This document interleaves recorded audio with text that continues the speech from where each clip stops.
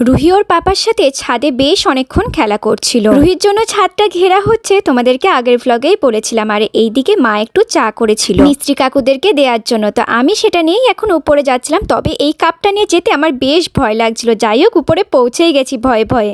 অনেকক্ষণ পর রুহি আমাকে দেখে বেশ খুশি হয়ে গেছিল। ওকে এখানে রেখে দিয়ে আমি তো গেছিলাম রান্নাঘরের কাজ করতে। তারপরে এসেই আমাকে দেখাচ্ছিল ও কি করছে এখানে। আর বলতে বলতে দেখো হাতে কেমন কাদা মেখে নিয়েছে। একটু আধটু নয়, একবারে কাদা নিয়ে চলে এসেছিল। আবার অভি ওর হাতটা ভালো করে ধুয়ে দিল। আমি দেরি না করে চলে আসলাম রুহির খাবারটা বসাতে। ওর জন্য খিচুড়িটা বসাচ্ছিলাম, তার মধ্যেই অভি আবার আসলো রুহির জন্য আনা ডাবটাকে কেটে দিতে। এখন রুহিকে সমস্ত ফলগুলোই আস্তে আস্তে খাওয়ানোর চেষ্টা করছি। সেই পুরীতে গিয়ে ডাবের জল খেয়েছিল, তারপর থেকে আর দেওয়া হয়নি, তো ভাবলাম আজকে দিই। কিন্তু রুহির অবস্থা দেখো, গ্লাস থেকে কিছুতেই খাবে না। এই ডাবটা থেকেই ওকে ডাবের জল দিতে হবে। পুচকেটাকে এবার তোমরাই বোঝাও যে এখান থেকেও এখনই খেতে পারবে না। আর গ্লাস দিয়ে তো রুহি কিছুতেই ডাবের জলটা খেলোই না।